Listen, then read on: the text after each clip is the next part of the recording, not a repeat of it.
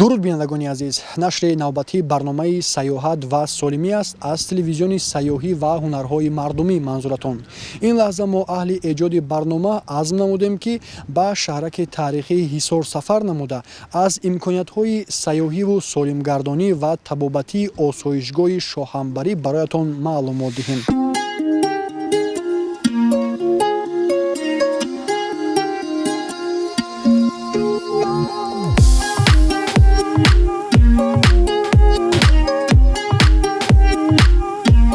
осоишгоҳи Шоҳанбарӣ 25 километр дар самти шимолу ғарбӣ аз шаҳри Душанбе дар баландии 1150 метр дар мавзеи хушманзараи қаторкӯҳҳои Ҳисор дар назди деҳаи Шоҳанбарӣ ҷамоати деҳоти Алмосӣ ҷой гирифтааст.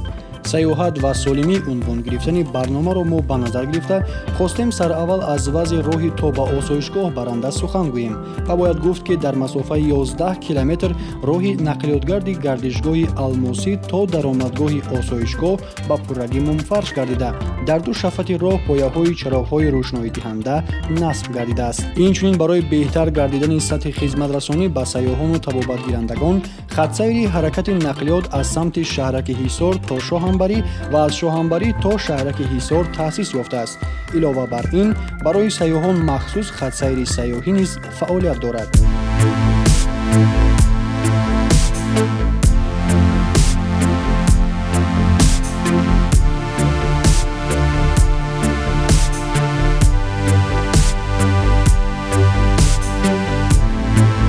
баробари ба бинои ташхисии осоишгоҳ ворид шудан моро корманди қабулгоҳ хуб пешвоз гирифт. хоҳиш кардем ки аз тарзи хизматрасонӣ ва бастаҳои табобатии осоишгоҳ бароямон маълумот диҳад. аслан осоишгоҳи Шоҳанбарӣ бисёртар барои муолиҷаи рӯдаҳо мебиёянд ки оби Шоҳанбарӣ аз витаминҳо хеле бой ки ҳаст, ин барои муолиҷаи рӯдаҳо хеле ҳам фоидабахш аст. пас мо инҷа рӯйхат дорем. асосан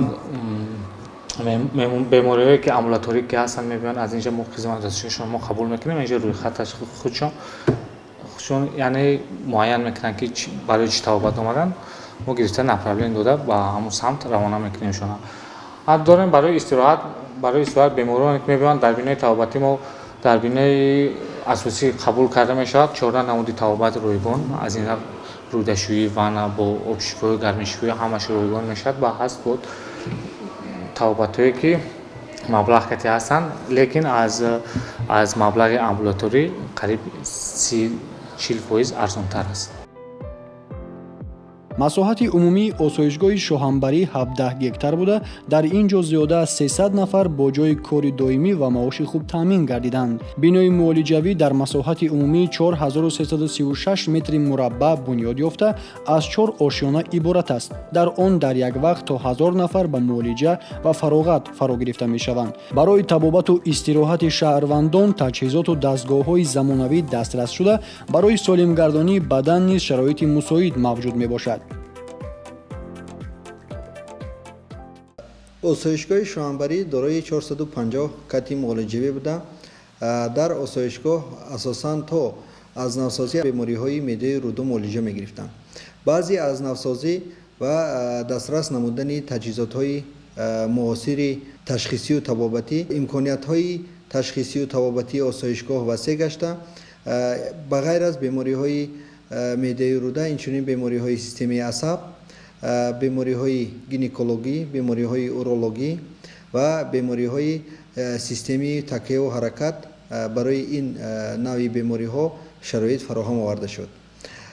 дар осоишгоҳ зиёда аз 30 навъи муолиҷаҳо мавҷуд аст. омилҳои асосии табобатии осоишгоҳи Шоҳанбарӣ ин оби Шоҳанбарӣ ҳаст. ду навъи оби Шоҳанбарӣ аз чуқурии 1400 метр бароварда шудааст ки ин обҳо барои табобати беморон васеъ истифода карда мешавад. чӣ хеле ки дар боло гуфтем, ду навъи об мавҷуд аст дар осоишгоҳ. якум навъи об барои бемориҳои узвҳои ҳозима ба монанди гастрит, бемории захми меъда ва рӯди 12 ангушта, холецистит, панкреатит, гепатит, энтерит ва энтероколитҳои گوناگون شفا می باشد. نوع دومی آب شوهانبری در ترکیبش مقدار زیادی نمک ها زیاده از 18 نمود نمک داشته برای تبابت بیماری های عصب، بیماری های سیستمی تکیه و حرکت، بیماری های پوست وسیع استفاده کرده می شود.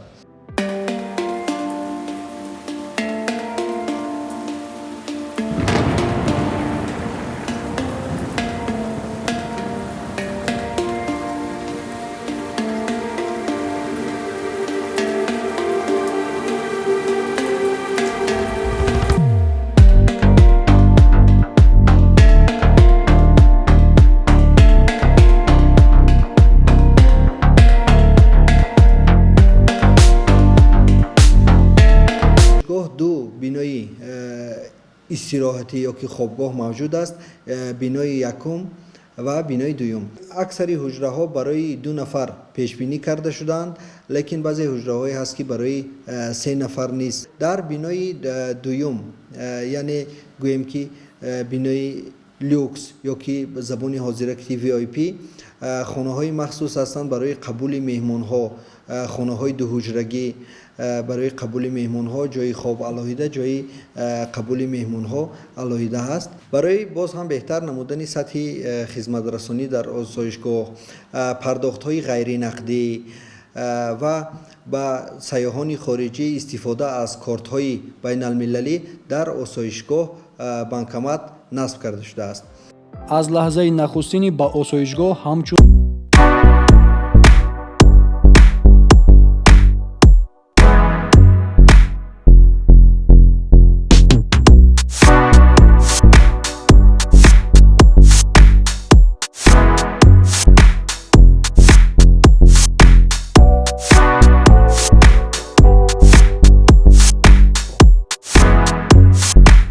азиз, айни ҳол мо дар яке аз ҳуҷраҳои осоишгоҳ қарор дорем ва тавре ки ба мо аз қабулгоҳ иттилоъ доданд, дар ҳар як ҳуҷраи осоишгоҳ хати баландсуръати интернет пайваст гардидааст. ҳамчунин телефони мобилии моро ҳам бо вайфаи осоишгоҳ пайваст намуданд ки хеле хуб кор мекунад. дар баробари ин дар ҳар як ҳуҷра ҳаммом, ҷевон, кати хоб, чойҷӯш, телевизор ва чунин айвонча барои тамошои табиати зебои гирду атроф муҳайёст.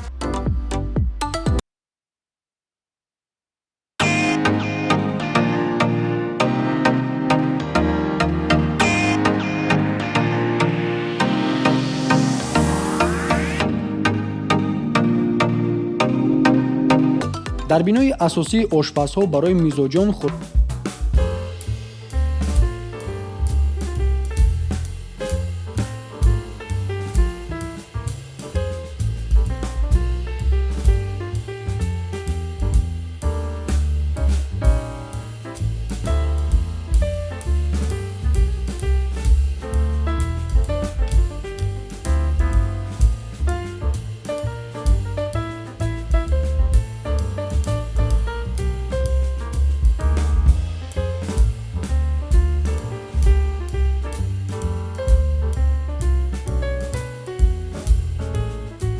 از 86 دستگاهی تشخیصی و طبابتی خریداری کرده شد که حالا برای مشتریان خدمت میرساند.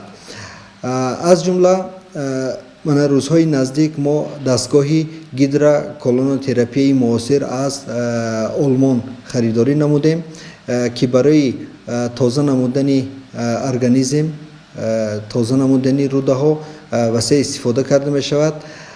هنگامی بیماری های علائم متابولیکی، زهرآلودشوی های گوناگون، بیماری های آلرژیکی، اینچنین با مقصد خرابشوی و جوان نگاه داشتن ارگانیسم وسیع استفاده کرده می شود. خیلی که میگویند تشخیصی درست 90% معالجه است. از این رو در آسایشگاه در اول ما گویم بعضی تشخیصی رو پرزور نمودیم. در آسایشگاه دستگاهی اولتراسادای معاصر، دستگاه ثبت برقی دل، دستگاه سمت یا که نظارت شبانه روزی فشار خون، دستگاه خالتر نظارت شبانه روزی ریتم دل، اینچنین دستگاه گاسترا دودینوسکوپ، تحلیلگاه معاصر موجود است.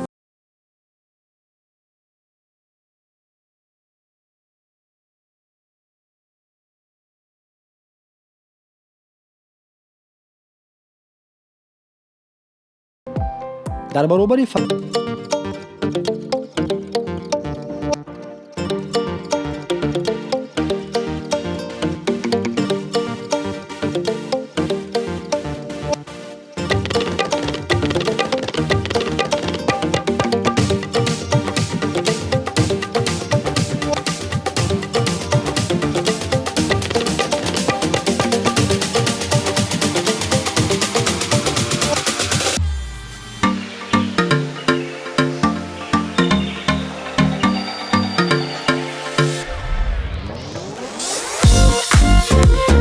بعد از نوسازی و افتتاح بناهای نوی آسایشگاه شرایط برای جلب نمودن سیاح‌های خارجی برای سیاحی و معالجه آنها یا که گویم که سیاحی طبی شرایط فراهم آورده شد.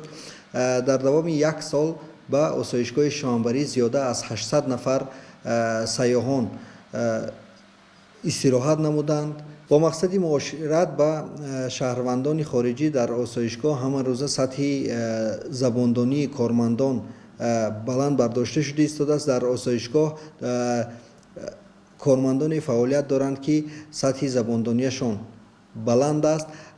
یک چند زبانهای خارجی را میدانند به مانند زبان روسی، زبان انگلیسی، زبان ترکی، زبان ازبکی و غیره ها.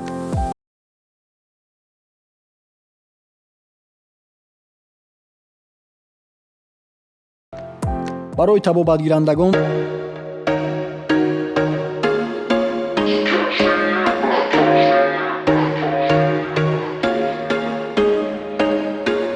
There was once a day that I would pray for you. I'd go and misbehave just so you'd notice too. Sneaking looks up and down from across the room. And damn, what a hell of a view. I feel good, you look great. I like you, I can't wait. A first time, a first date. You're so fine, I'm so late. You sip wine, I drink straight. Don't waste time to my plate. باز هم در سطح بلند براه ماندن سطح و صفت خدمترسانی‌های آسایشگاه مخصوص چنین خط‌سیرهای سیاحی تأسیس یافته‌اند که برای بردن و آوردن سیاحان از خارج کشور از فرودگاه بین‌المللی دوشنبه خدمت می‌رسانند.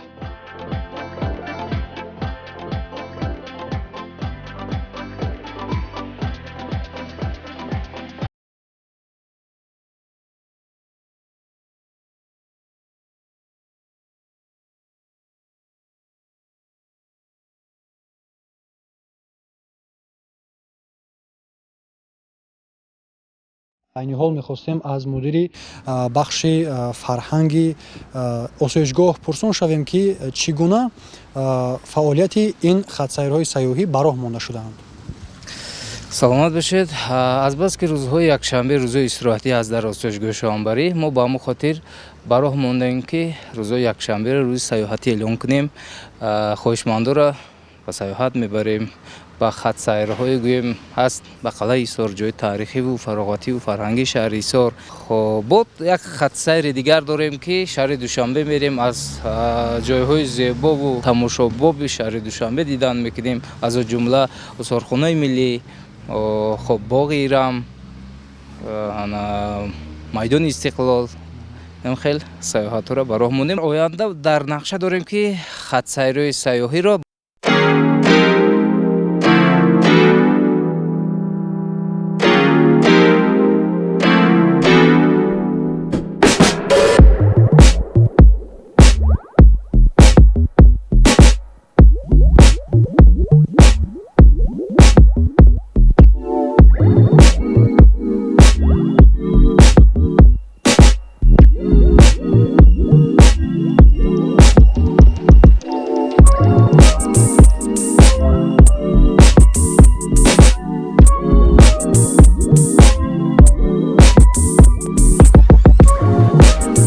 می نوشد.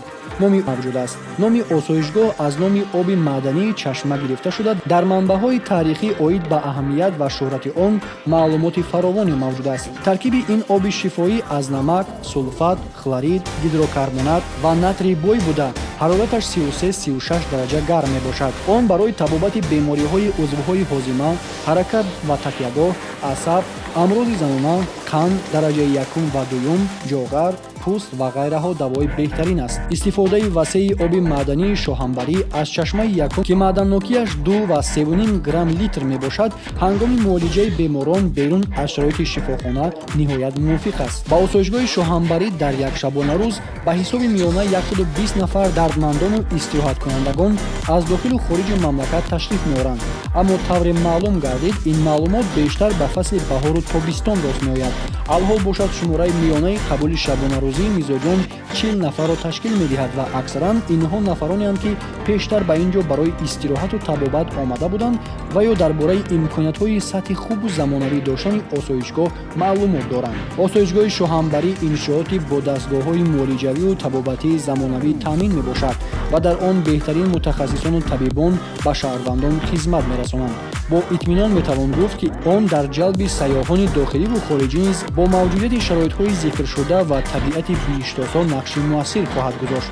дар воқеъ бояд гуфт ки марказҳои солимгардониву табобатии мамлакати мо хусусиятҳои фавқулодаи табобатбахширо доро мебошанд. онҳо сохторҳои такмилёфтаву рушдкарда дошта аз ҷойҳои диққатҷалбкунандаи давлатҳои хориҷӣ камӣ надоранд.